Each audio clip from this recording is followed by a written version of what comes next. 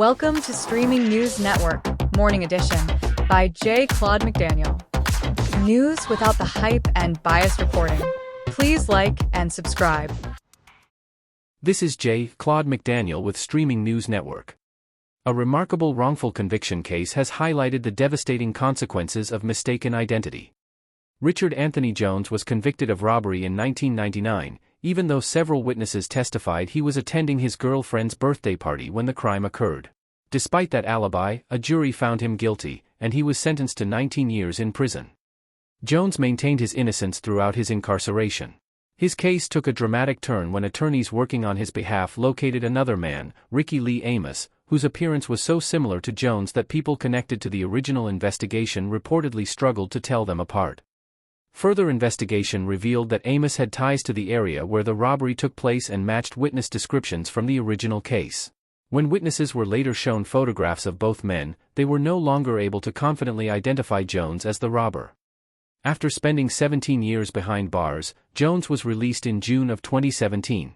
He later received $1,100,000 in compensation, a formal certificate of innocence, the expungement of his criminal record, and access to counseling and healthcare benefits under Kansas law for wrongful convictions.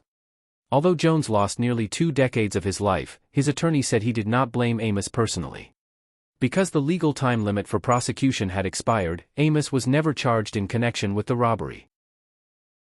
This is J. Claude McDaniel for Streaming News Network. Authorities in North Carolina are investigating the tragic death of a United States Postal Service mail carrier who was allegedly kidnapped and killed while performing her daily route. Brandy Reynolds, a rural mail carrier and mother of 2, was reported missing while delivering mail on Friday, June 26.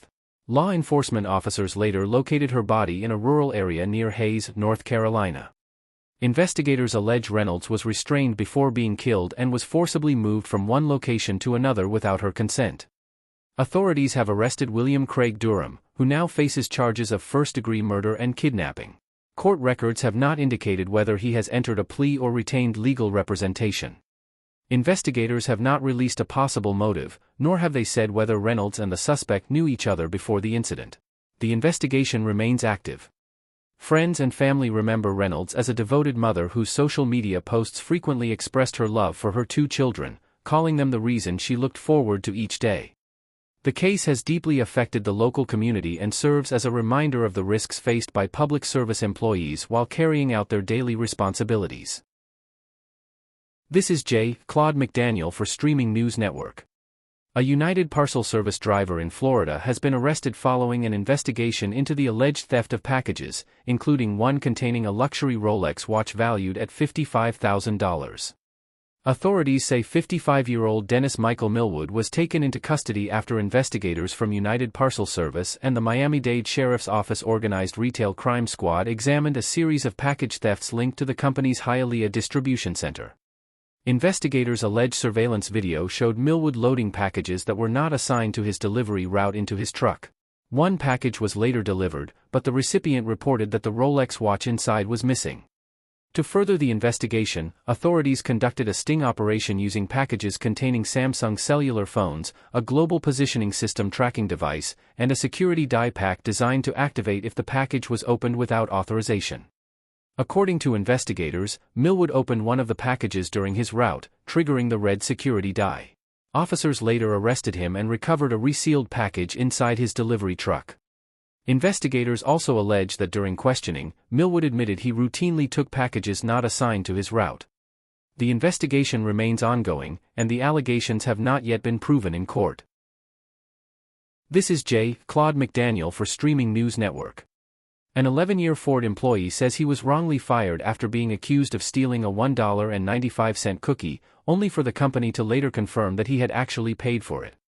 Kurt Crum, a 60-year-old employee at Ford's Kentucky truck plant, said he purchased the cookie during an overnight shift after experiencing low blood sugar related to diabetes.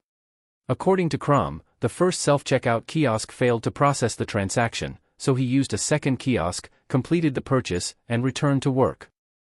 About a week later, Crum says he was escorted from the facility after being accused of theft based on surveillance video. After reviewing his bank records, Crum discovered the $1.95 charge had successfully been processed. He submitted notarized financial records, and Ford later confirmed the payment with the vending service. The company reinstated his employment and provided approximately $28,000 in back pay for the 5 weeks he was out of work.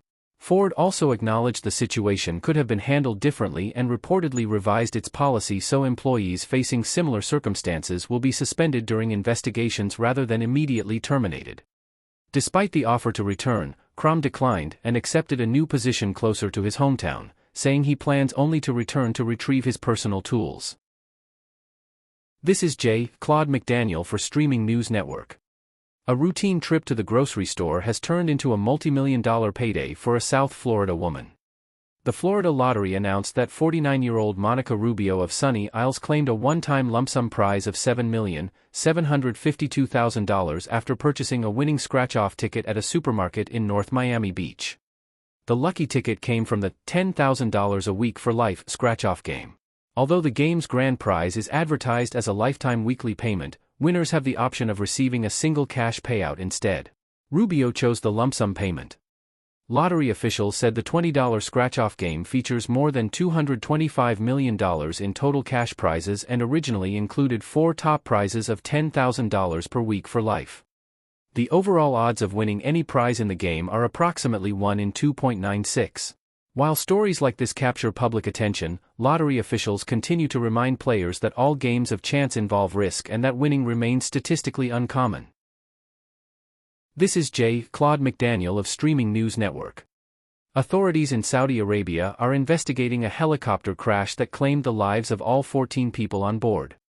The aircraft, operated by Saudi Arabia's national oil company, crashed early Sunday morning near the eastern coastal city of Ras Tanura.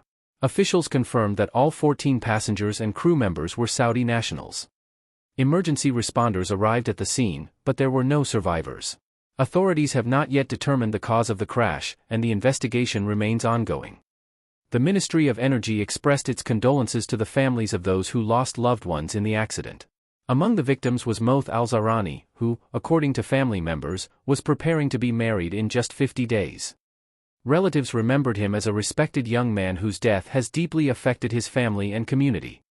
The crash occurred near Ras Tanura, home to one of the largest oil refining and export facilities in the Middle East.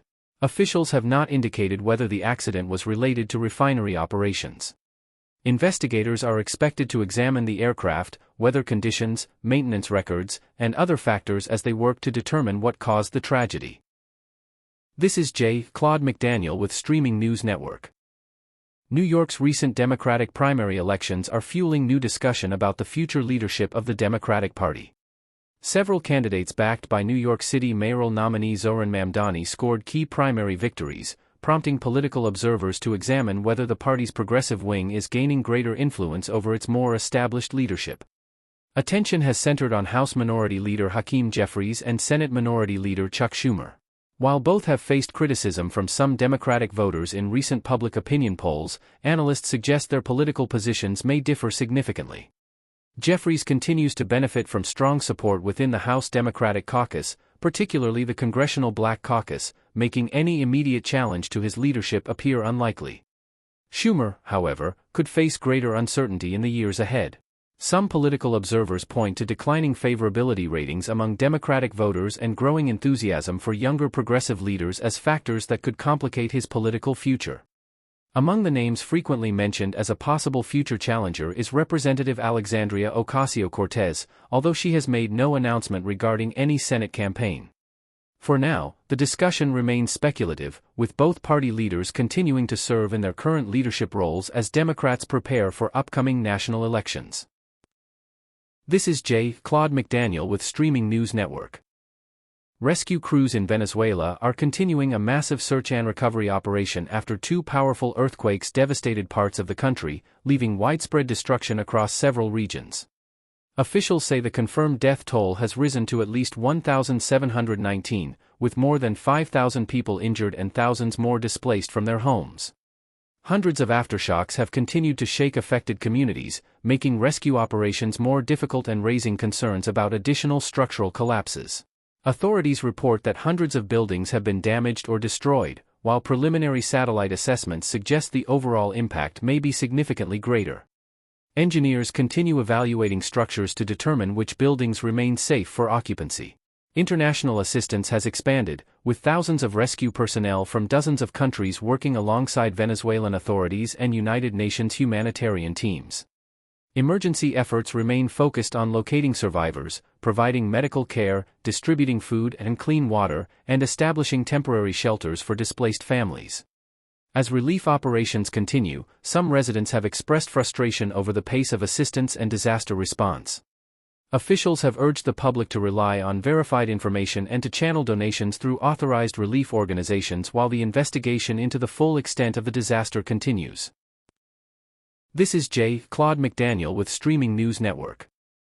Fans of music icon Lionel Richie are receiving encouraging news after the legendary performer experienced a medical scare during a recent concert.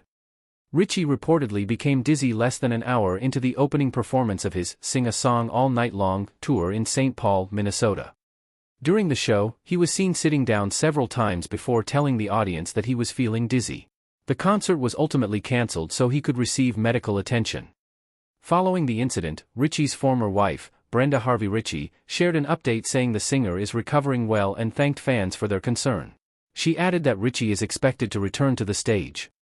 On the advice of his doctors, 2 additional tour performances in Chicago and Ohio have been postponed to allow him time to rest and fully recover.